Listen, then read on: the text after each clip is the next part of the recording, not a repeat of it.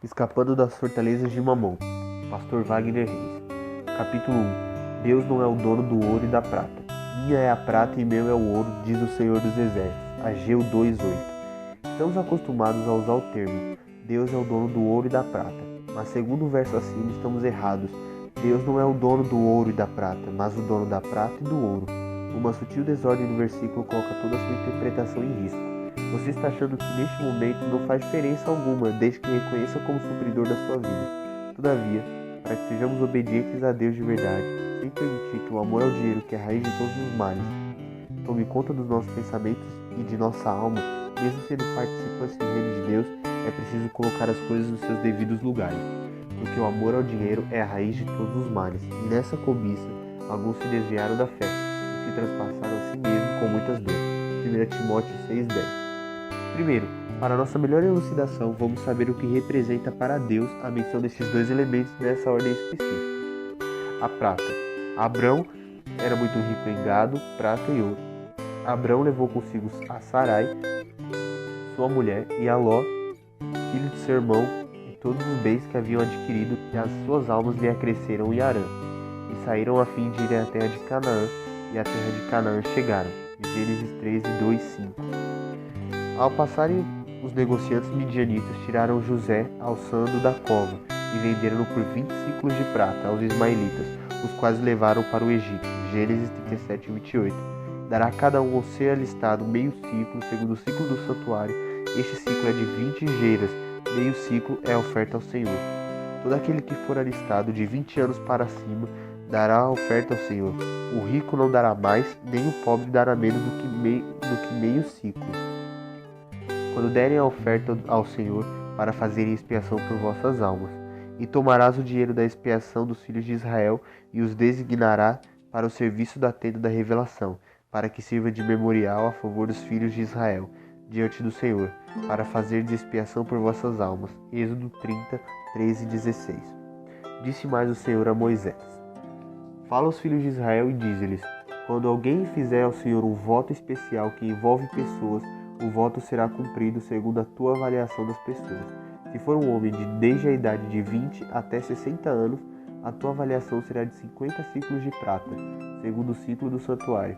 Se for mulher, a tua avaliação será de 30 ciclos. Se for de 5 anos até 20, a tua avaliação do homem será de 20 ciclos e da mulher 10 ciclos. Se for de 1 mês até 5 anos, a tua avaliação do homem será de 5 ciclos de prata e da mulher 3 ciclos de prata. Se for de 60 anos para cima, a tua avaliação do homem será de 15 ciclos e da tua mulher 10 ciclos. Levítico 27:1-7. Assim eu comprei para mim tal mulher, por 15 peças de prata e 1 homer e meio de cevada. Oséias 3:2. As peças de prata mais 1 homer e meio de cevada, igual a 30 moedas de prata. Então um dos 12, chamado Judas Iscariote, foi ter com os principais dos sacerdotes e disse: Que me quereis dar, e eu vou lhe entregarei? E eles pesaram 30 moedas de prata. Mateus 26:14-15. Em tantas menções bíblicas, a prata é a moeda de compra e venda de escravos. Isso nos mostra que, ao mencioná-la, em primeiro lugar, o nosso Deus está nos despertando para o que mais importa: vidas humanas, a alma dos homens. Seu próprio filho se colocou debaixo do poder de Mamon para nos libertar de toda a escravidão das finanças, quando foi negociado o seu preço na traição vil do filho da perdição, Judas Iscariote, de 30 moedas de prata. O preço pago por uma escrava ou mulher vendida por dívidas, mostrando em tudo que nos substituiu. Não pagaram o preço de um escravo, mas de uma escrava. Sabemos que a representação da igreja do Senhor, a noiva, é de uma mulher que outrora escrava, prostituída e perdida, foi resgatada por ele. Ele pagou o preço por nós, e isso significa 30 moedas de prata. Pois aquele que foi chamado do Senhor, mesmo sendo escravo, é um liberto do Senhor. E assim também foi que, chamando sendo livre, escravo é de Cristo. Por preço foste comprado, não vos façais escravos de homens. 1 Coríntios 7:22-23. Vemos que sempre, com exceção das menções da corrupção da Babilônia, a prata vem antes do ouro na mesma frase. E mais, em Mateus 6, Jesus nos deixa mais uma pista para nossa interpretação. Buscar primeiro o reino de Deus e a sua justiça, pôr em liberdade os cativos do diabo. Vem antes, ou melhor, em primeiro lugar, pois como consequência, o mais nos é acrescentado, o ouro do céu. Veja que nosso mestre não diz que devemos buscar isso, mas confiar que, como resultado da escolha certa, nos é acrescentado. E pelo que haveis de vestir, por que andais ansiosos? Olhar para os lírios do campo, como crescem, não trabalham nem fiam. Contudo vos digo que nem mesmo Salomão em toda a sua glória se vestiu como um deles. Pois, se Deus assim veste a erva do campo, que hoje existe e amanhã é lançada no forno, quanto mais a vós, homens de pouca fé? Portanto, não vos inquieteis dizendo o que havemos de comer, ou o que havemos de beber, ou com o que havemos de nos vestir, pois de todas essas coisas os gentios procuram, porque o vosso Pai Celestial sabe que precisai de tudo isso. Buscai primeiro o reino de Deus e a sua justiça, e todas essas coisas vos serão acrescentadas. Não vos inquieteis, pois, pelo dia de amanhã, porque o dia de amanhã cuidará de si mesmo, basta a cada dia o seu mal. Mateus 6, 28, 34. O ouro. O muro era construído de jaspe e a cidade era de ouro puro, semelhante a vidro límpido. Os fundamentos do muro das cidades estavam adornados de toda espécie de pedras preciosas. O primeiro fundamento era de jaspe, o segundo de safira, o terceiro de calcedônia, o quarto de esmeralda, o quinto de sardônica, o sexto de sárdio, o sétimo de crisólido, o oitavo de berilo, o nono de topázio, o 10º de crisópraso, o 10º de jacinto, o 10º de ametista. As 12 portas eram 12 pérolas, cada uma das portas era uma só pérola, e a praça da cidade era de ouro puro, transparente como vidro. A economia mundial nos dá uma boa ilustração. Todos os países do mundo, para medir a valorização da sua moeda, quando emitem suas cédulas, lançam no mercado e fazem baseado em suas reservas, lastro de ouro. Portanto, o quanto este país tem de reservas e a sua política em relação a elas determina o valor de compra das cédulas em nossas mãos.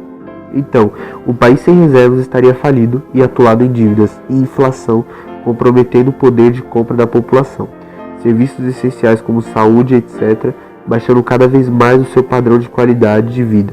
Os casos em que este país, apesar de ter muitos recursos, não saber como extraí-los ou negociá-los, também ficam empobrecidos pela falta de sabedoria. Isso nos leva a pensar no que Jesus diz ao jovem rico que se diz disposto a segui-lo e que logo desiste por saber que se fizesse teria de deixar as suas riquezas. Em primeiro lugar, Jesus não deseja nos fazer pobres, ele mesmo já se fez pobre por nós para que em tudo fôssemos enriquecidos. É bom que saibamos que isso se refere à obra da cruz e não à vida de Jesus na terra e seu ministério, pois esse era assim muito bem suprido. Mas o Senhor ensinava aquele jovem que deveria vir na frente o reino de Deus e não as riquezas, porque qualquer que adquirir riquezas por meios humanos e cobiçosos será sufocado por confiar nelas. É inevitável, mas se serves a Deus com ou sem riquezas e a tua alma está submissa à palavra de Deus, o reino de Deus será implantado na terra e é mais precioso que todo o ouro do mundo. Tens o que Jesus disse a este, um tesouro no céu, um lastro de ouro.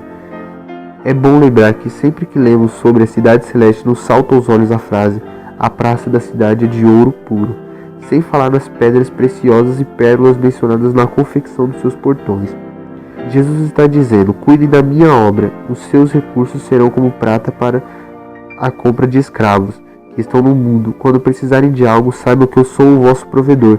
Não fiquem ansiosos por nada, não vos chameis para empobrecê-los, mas para ensiná-los a confiar em mim e não em riquezas, e adquiri-las por mim e não por sua força, a não reterem o recurso que está em vossas mãos, causa da avareza que é a idolatria. Ora, ela não reconhece que fui eu que lhe dei o grão, o vinho e o azeite, que lhe multipliquei a prata e o ouro que usaram a Baal. Oséias. Pois tudo é vosso, mas eu sou o dono da prata e do ouro. Aleluia. Quando clamar, saiba que temos um tesouro no céu. Se obedecemos a ordem que Deus coloca em nossos valores, e seremos prontamente atendidos e socorridos em momento oportuno, pois Cristo é fiel em sua palavra, e se as suas palavras estão em nós, pediremos o que quisermos e seremos atendidos, pois o nosso depósito está com Deus em Cristo Jesus. Conseguiremos morar onde estejamos confortáveis, comer o melhor dessa terra, e isso tudo porque estamos prontos para perder primeiro. Por isso, irmãos, a prata sempre vem antes do ouro. As coisas serão acrescentadas. Quando a Bíblia refere-se ao reino de Deus e à sua justiça, Deus com certeza importa-se muito mais em salvar as almas perdidas do que qualquer outra coisa. Portanto, quer nos inculcar os pensamentos de vida, para que unamos a nossa vontade a dele, e assim ele possa usar de forma perfeita em sua obra. Ora, esse é o pacto que farei com a casa de Israel, depois daqueles dias, diz o Senhor. Porei as minhas leis no seu entendimento e em seu coração as escreverei, e eu serei o seu Deus e eles serão o meu povo. Hebreus 8:10. Portanto, nunca mais diga que o Senhor é o dono do ouro e da prata, mas o Senhor é o dono da prata e do ouro. Capítulo 2. Escapando das fortalezas de Mamom. Ninguém pode servir a dois senhores, porque há de aborrecer-se de um e amar ao outro, ou se devotará a um e desprezará o outro. Não podeis servir a Deus e as riquezas. Por isso vos digo, não andeis ansiosos pela vossa vida, quanto que haveis de comer ou de beber, nem pelo vosso corpo, quanto haveis de vestir. Não é a vida mais do que o alimento, e o corpo mais do que as vestes? Observai as aves do céu, não semeiam nem colhem, nem ajuntam em celeiros, contudo o vosso Pai Celeste as sustenta. Porventura não valeis muito mais que essas aves? Qual de vós, por ansioso que esteja, pode acrescentar um côvado ao curso da sua vida? E por que andais ansiosos quanto ao vestuário? Considerai como crescem os lírios do campo, eles não trabalham nem fiam. Eu, contudo, vos afirmo que nem Salomão, em toda a sua glória, vestiu-se como qualquer deles. Ora, se Deus veste assim a erva do campo, que hoje existe e amanhã é lançada no forno, quanto mais a vós, outros homens de pequena fé. Portanto, não vos inquieteis dizendo, o que comeremos, ou o que beberemos, ou o que nos vestiremos, pois o vosso Pai Celeste sabe que necessitais de todas elas. Buscai, pois, em primeiro lugar o reino de Deus e a sua justiça, e todas essas coisas serão acrescentadas. Mateus 6:24-33. Os dois reinos. Muitas pessoas pensam que dinheiro não é algo muito espiritual. Todavia, a Bíblia fala muito a respeito de dinheiro. Existe uma estatística muito interessante que comprova esse fato. No Novo Testamento existem 215 versículos que falam a respeito de fé, 218 versículos a respeito da salvação e 2084 versículos a respeito de finanças e dinheiro. Em outras palavras, no Novo Testamento fala 10 vezes mais de dinheiro do que da salvação. As pessoas concordam que a salvação é um tópico muito importante, mas das 28 parábolas de Jesus, 16 falam sobre dinheiro. Por que Jesus falou tanto a respeito de dinheiro? Será que Jesus estava atrás de dinheiro? Será que ele veio à Terra à procura de dinheiro? É claro que essa resposta é não. Jesus não estava interessado em dinheiro, ele estava interessado em nossos corações. Se ele está interessado em nosso coração, então, por que ele falou tanto de dinheiro? Simplesmente porque as pessoas possuem muitos tesouros e riquezas. E Jesus diz que onde estiver o seu tesouro, ali estará o vosso coração. O coração sempre vai atrás do tesouro. Se existe algo que valorizamos e que é importante para nós, não importa o que seja, o nosso coração vai atrás dele. A questão do ofertar não está em absoluto ligado apenas à prosperidade e à bênção, mas acima de tudo é uma questão de quem governa a nossa vida, quem é o dono do nosso coração. Jesus disse que não podeis servir a Deus e a Mamom. Existem duas forças operantes e opostas na vida humana, e ao contrário do que a nova era ensina, não para que haja equilíbrio, mas porque Satanás significa opositor, e ele e seus demônios se opõem a tudo que vem de Deus, e lutam para destruir tudo que Deus criou. Contudo, há uma avaliação a ser feita, para que ninguém vos engane a respeito das coisas deste mundo. Os dois reinos citados no título são o reino de Deus, onde as riquezas são adquiridas pela vontade de Deus, para o benefício dos seus servos e da sua obra, portanto estas nos servem, e o reino de Mamom, onde somos capturados pela ganância, avareza e outras forças que nos escravizam nas riquezas, seja por desejar e obter muito, ou por desejar e não possuir nada. Mamom é legalista. Não importa se é $1 milhão ou 1 centavo, de igual modo poderá escravizar a vida de uma pessoa e destruí-la, pois o dinheiro em si não é nada, mas a conquista e o uso dele denuncia que reino lhe pertence. Porque o amor ao dinheiro é a raiz das espécies de males, e nessa cobiça alguns se desviaram da fé e se transpassaram a si mesmos por muitas dores. Observe que a Bíblia não diz que o dinheiro é a raiz de todos os males, e sim que o amor ao dinheiro é a raiz de todos os males. Jesus falou tanto sobre finanças em suas parábolas, pois Deus sabe a importância que isso tem para as famílias em todos os tempos. Comer, vestir-se, comprar e vender. Ter uma vida financeira equilibrada pode determinar o nível de convivência dentro de uma casa, e Satanás e seus demônios também o sabem disso. Por isso, seduzir um homem e contaminar as suas finanças com adoração ao Mamom significa ter acesso às suas vidas. Mas ter dinheiro ou falta dele não poderão determinar a verdadeira paz que excede todo o entendimento. Paz que mantinha o coração do apóstolo Paulo firme na obra de Deus. Eu digo isso como por necessidade, porque já aprendi a contentar-me com o que tenho, sem estar abatido e sem estar em abundância. Em toda maneira, em todas as coisas estou instruído, tanto na fartura como ter fome, tanto em ter em abundância como padecer necessidade. Posso todas as coisas em Cristo que me fortalece. Todavia, fizeste bem em tomar parte na minha aflição. Filipenses 4, 11 ao 14.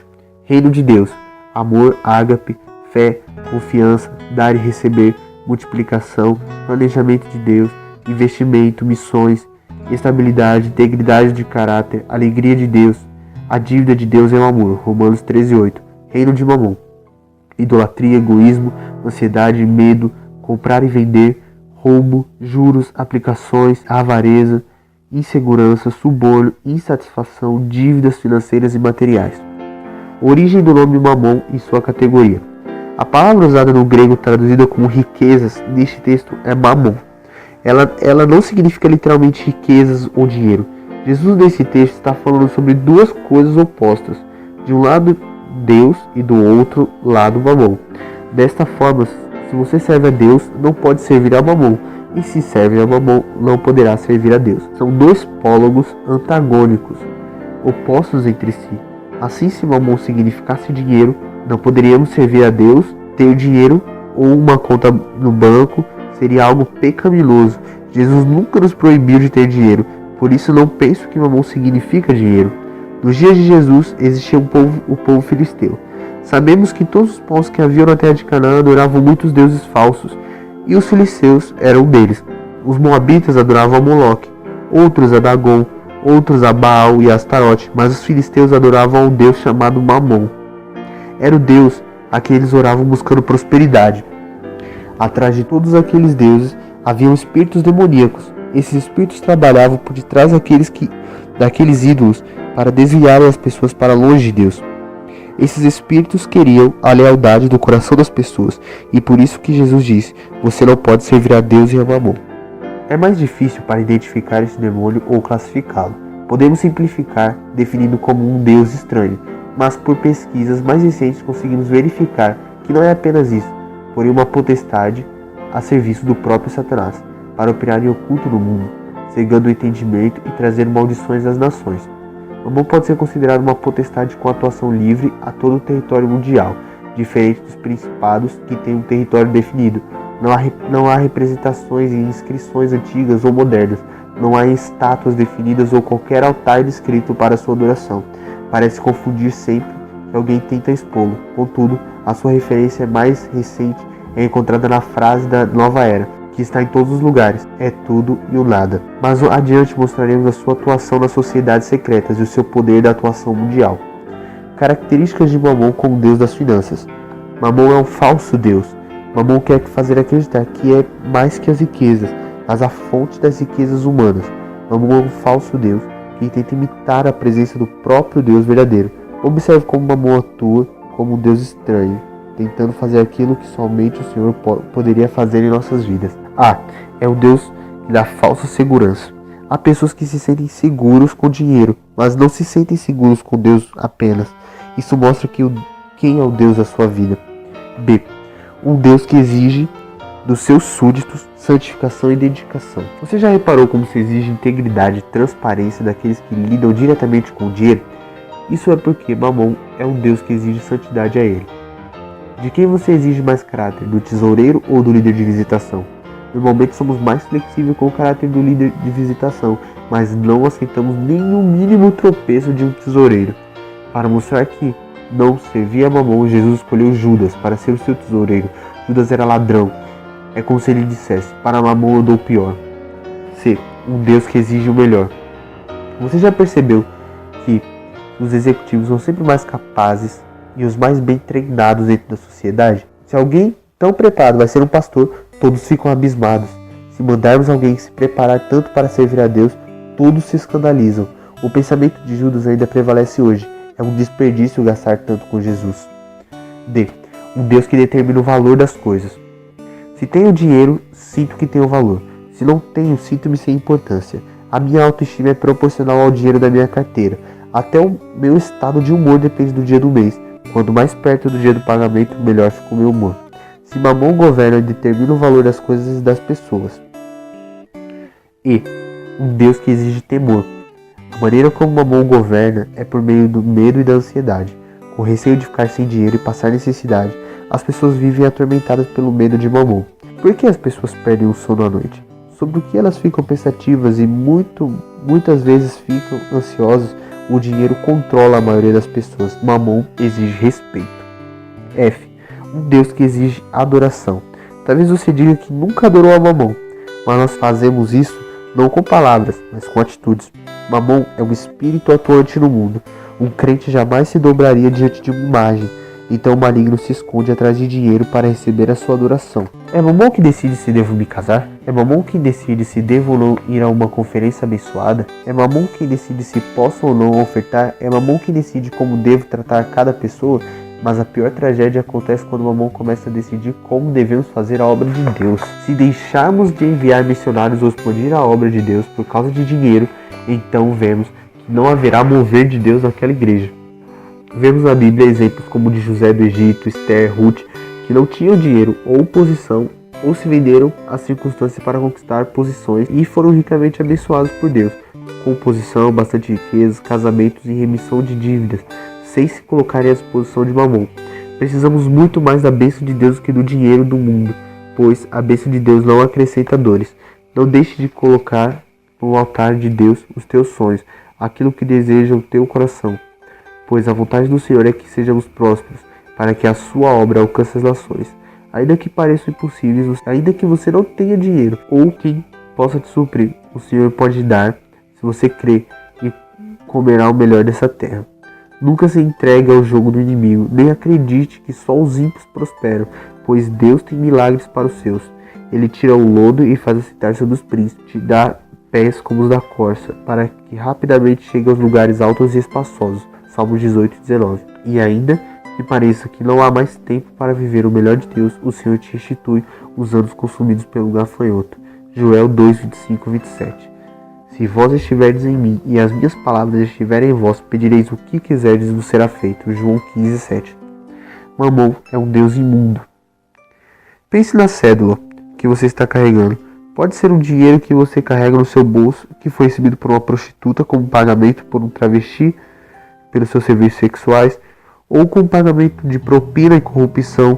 Pode ser ainda por causa dele alguém foi assassinado ou sequestrado, ou pode ser que foi roubado ou furtado de alguém. Pode ser que por causa dele pais brigaram com filhos e esposas se separaram de seus maridos. Imagine se esse dinheiro não foi colocado também numa oferenda ou um despacho de uma encruzilhada. A mesma nota que andou por todos esses lugares está agora na sua mão, dentro do seu bolso e junto da sua família. Isso pode representar um sério problema espiritual. Não estou sugerindo que você jogue o seu dinheiro fora, mas que o santifique. Isso somente é possível pelo dízimo e pela oferta. Jesus disse que o altar santifica a oferta, Mateus 23, 19. Quando você traz o dízimo, Deus santifica os outros 90% que ficaram com você. Todavia, isso apenas realça a tremenda graça de Deus em permitir que você seja liberto do Deus deste século, trazendo a ele uma oferta em dinheiro. Aí o inverso torna-se verdadeiro. O dinheiro se ofertado ao Senhor, então santificado, voltando depois para ser usado pelas pessoas. Se há espíritos de transferências, precisamos trazer imediatamente todo o dinheiro para a casa de Deus, para que possa ser santificado e se torne instrumento de transferência de bênçãos para todos. Entregamos a Deus tudo o que temos, 100% da nossa renda, para ser santificado. Ficam apenas 10% na obra de Deus e os outros 90% devemos orar a Deus para saber como gastá-lo. Praticando este princípio, não seremos capturados pelo exército de Mamon. Mamon prende o rico com medo de perder o que tem e o pobre pelo medo de faltar provisão. Vimos um aspecto interessante deste chamado de Deus das riquezas ou das finanças, como o próprio Satanás exige adoração para si, usurpando a adoração de Deus, do Deus verdadeiro. Mas a grande dificuldade de guerrear contra essa força maligna é que, ao contrário dos outros falsos deuses, ele não quer aparecer no altar para ser adorado, e sim continuar em oculto. Ele resiste a todas as tentativas de expô-lo, pois quanto menos se souber sobre ele, mais poder tem sobre os homens. Somente através da revelação do Espírito de Deus poderemos enxergar as suas práticas, denunciá-las e detê-las.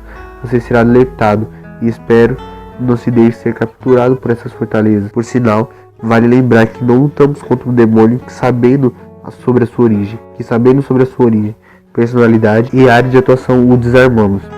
Essa potestade possui um exército de espíritos que foram um reino inventado por Satanás para governar as nações e as suas riquezas sem ser identificado.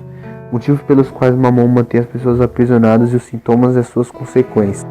Vemos a seguir como Mamon aprisiona e mantém dentro das suas fortalezas os seus cativos. Maldição familiar, roubo de terras, de objetos de valor, trapaça, enriquecimento ilícito, jogos, roubar pai e mãe e pessoas da família.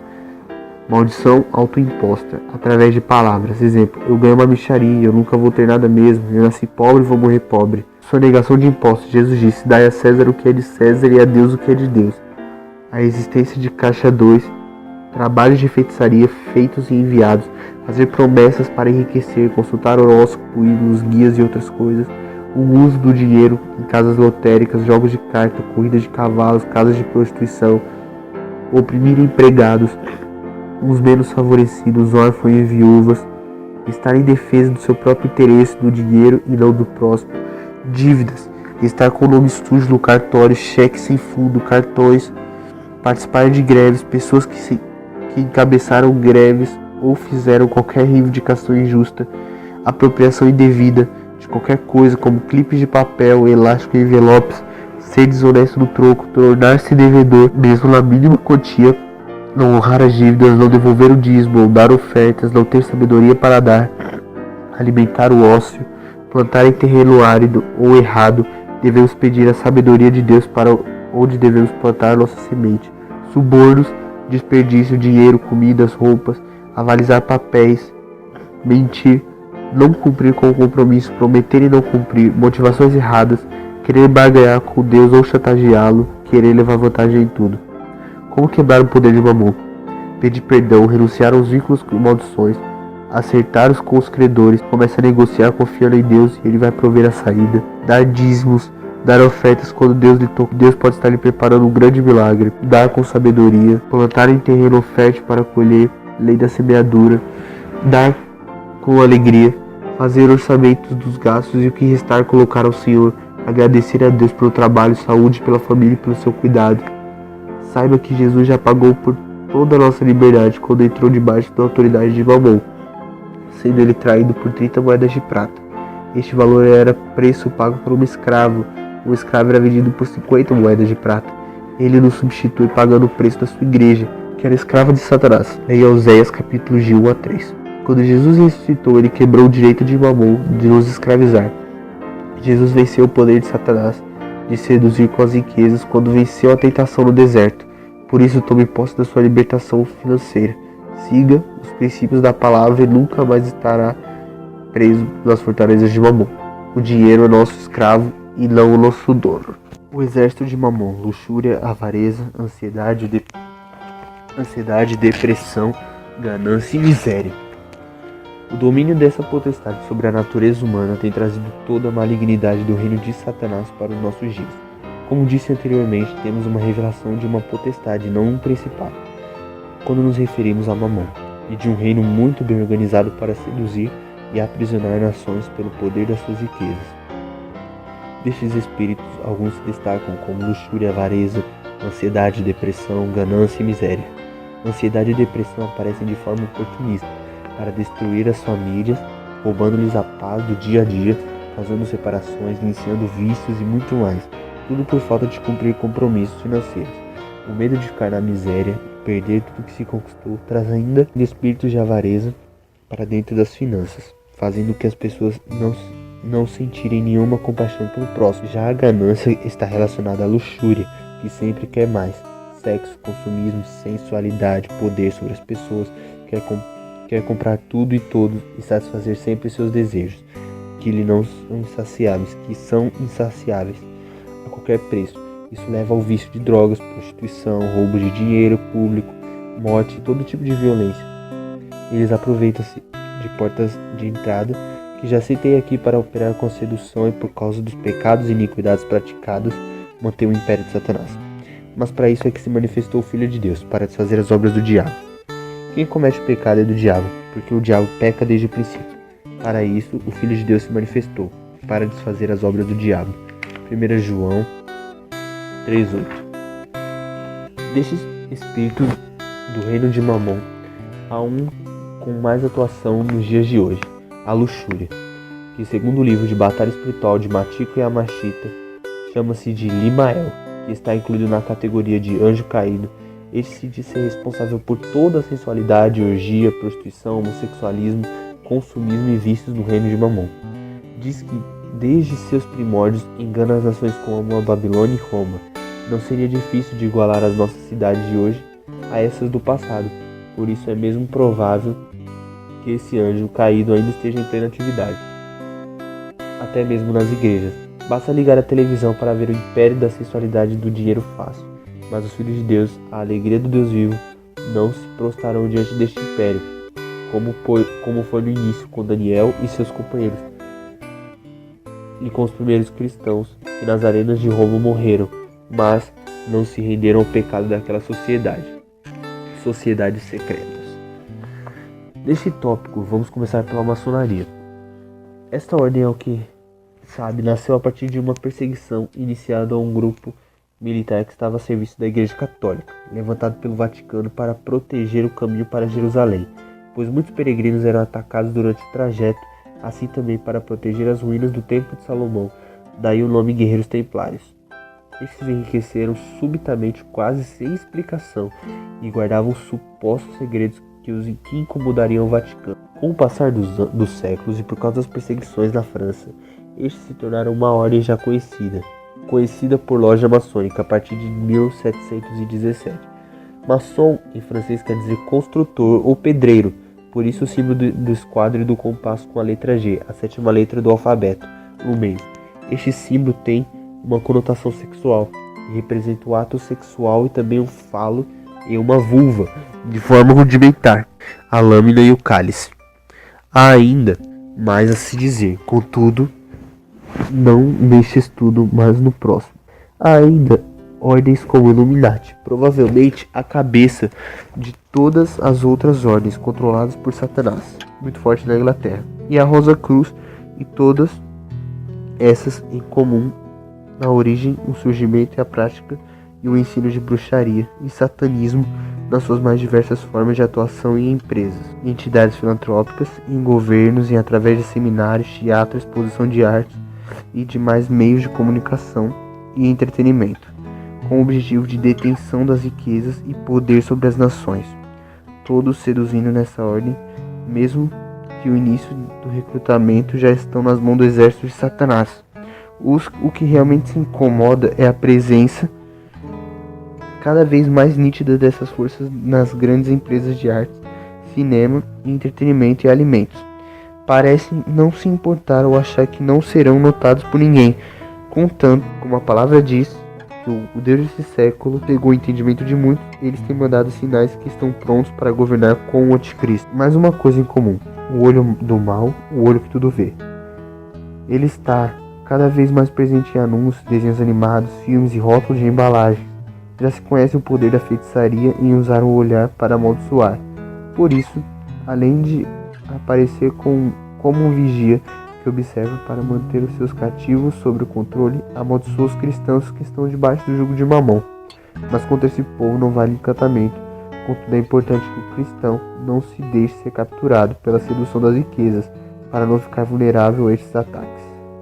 E o que foi semeado entre os espinhos, este é o que ouve a palavra, mas os cuidados deste mundo e a sedução das riquezas sufocam a palavra e fica infrutífera.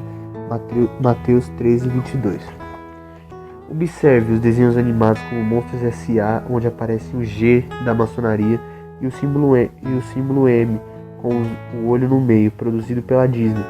O filme O Código da Vinci, O Senhor dos Anéis, o olho do mal aparece no alto, o símbolo de Ra, o Deus Sol do Egito, na embalagem da Pepsi, entre todas essas coisas, o selo dos Estados Unidos, o verso da nota de dólar. É preciso expor o olho do mal, pois este na verdade é uma revelação do controle de Mamon sobre as nações do mundo, escrito em latim como está abaixo, Novus Ordo Seclorum, que significa nova ordem mundial ou secular. Demonstra a anulação da primeira afirmação que se encontra nas notas de dólar. Nós confiamos em Deus. O mundo não confia em Deus, confia no poder do dinheiro e estão dispostos a fazer tudo para estabelecer essa ordem mundial, a ordem do anticristo. Se ficarmos atentos, não seremos pegos. pela maldição do olho do mal, saindo dessas fortalezas para nunca mais voltar. É muito importante sabermos que se fomos capturados pelas fortalezas de Mamon, em algum tempo as armas da nossa milícia são poderosas em guerra para a demolição dessas fortalezas de tudo que se levante contra Deus. 2 Coríntios 10:4.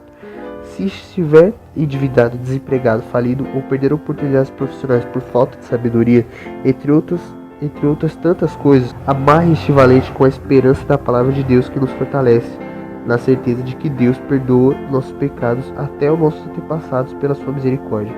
Mude essa atitude em relação à sua vida financeira para não mais cair nas garras de Mamon. Seja prudente com o dinheiro em seu emprego. Faça com que isso seja uma bênção para o reino de Deus. Seja fiel nos compromissos, nos votos, nas ofertas e nos dízimos. Santifique a sua renda ao Senhor e Mamon não poderá mais te tocar. E aquele valente que está amarrado na autoridade que a morte e ressurreição de Cristo te deu, será despojado de toda a armadura em que confiava, e te devolverá tudo que roubou. Não se desespere. O Senhor, a partir do teu posicionamento, vai honrar a sua vida. Às vezes leva um certo tempo, porém, quanto mais cedo começarmos a mudar nossos caminhos, mais cedo o Senhor muda a nossa sorte. Não se preocupe com o passado e todas as coisas são possíveis para Deus, e haverá bom futuro. Saia dessas fortalezas para nunca mais voltar. Há algo descrito na Bíblia como força para adquirir riquezas. O Senhor te prospera. Seja fiel, os justos herdarão a terra. Tente cuidado para que ninguém vos faça presa sua por meio de filosofias e vãs sutilezas, segundo a tradição dos homens, segundo o rudimento deste mundo, e não segundo Cristo. Colossenses 2:8. Porque certamente acabará bem, e não será malograda a tua esperança. Provérbios 23:18. Antes, te lembrarás do Senhor teu Deus, que Ele é o que te dá força para adquirir riquezas, para confirmar a sua aliança, que jurou antes dos teus pais, como se vê neste dia. Deuteronômio 8:18. Deus os abençoe para sempre. Pastor Wagner Reis.